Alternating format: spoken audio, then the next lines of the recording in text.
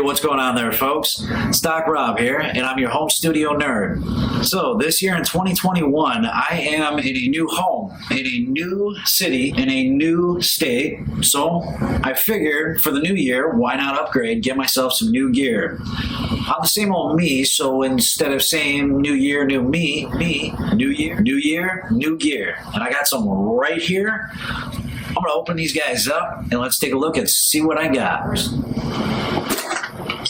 My trusty neon green utility knife.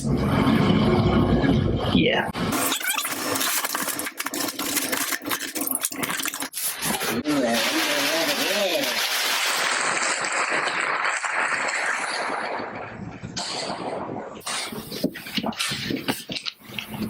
Oh.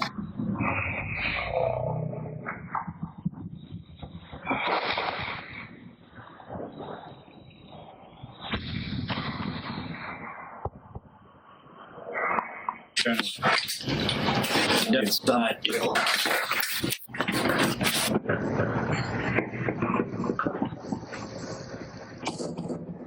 I like throwing things. I decided to go with a new interface, and I went with the ID4 I'll give you a little bit more details after we open the second box. Let's put that there. All right, so box number 2.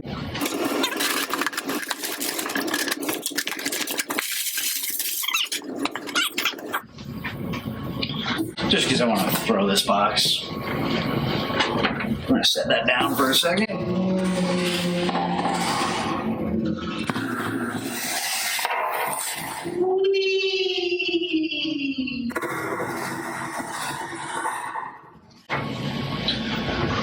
So I've needed something to go on this boom arm here that I just recently had gotten, and the Shure SM57 just chilling here really isn't cutting it. I kind of blend that in the camera audio.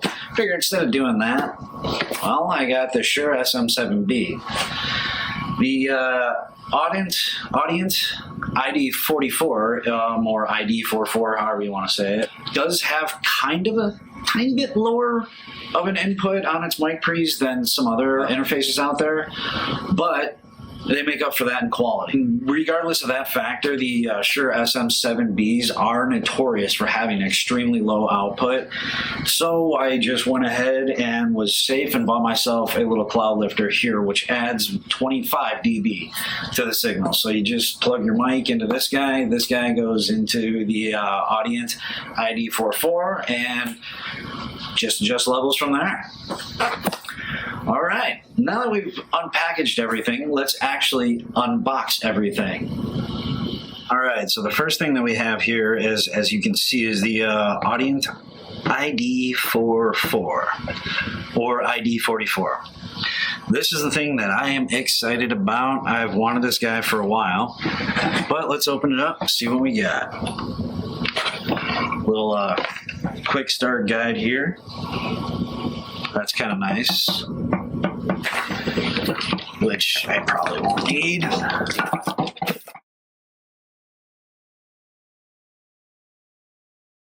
Oh, wow.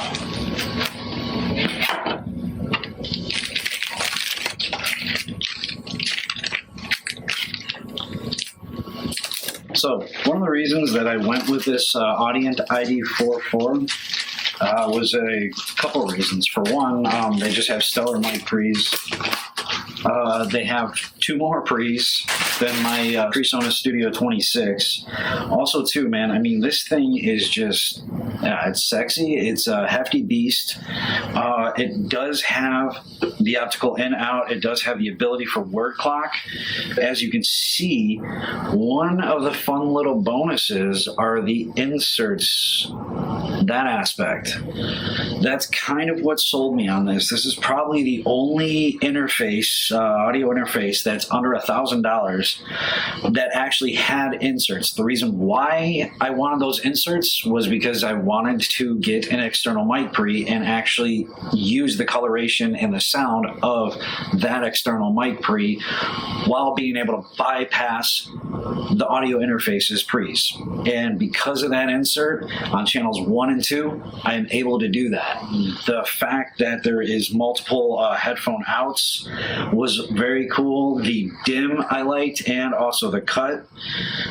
There's phantom power on every channel. There is a 10 dB pad on every channel, and there is a high pass filter on every channel. And the thing that's cool about them is also they are,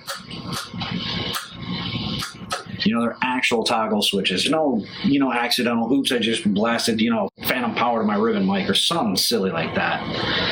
So those are just a few of the reasons that I went with it. Oh, also too, the fact that it has its own power supply and it can be shut on and off. I don't know why, I just really like that option.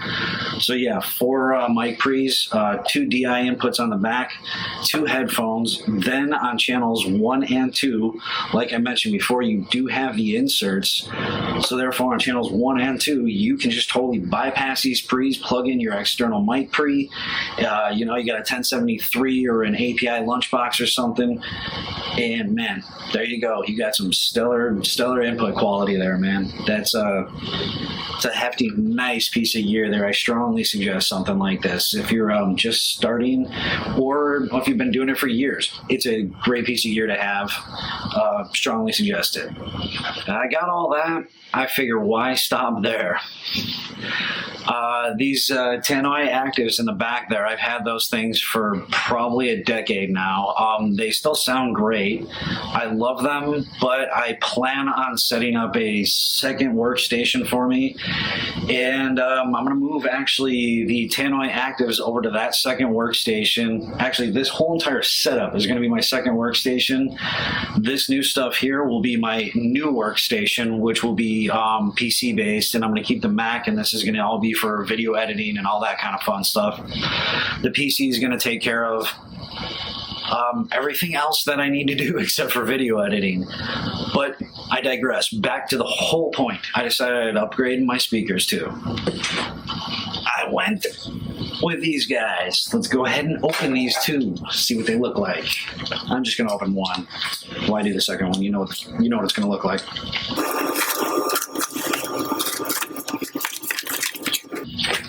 User's guide, of course. They got a lot of dip switches and options and stuff, so probably a good idea to check that out if you're not familiar with these speakers.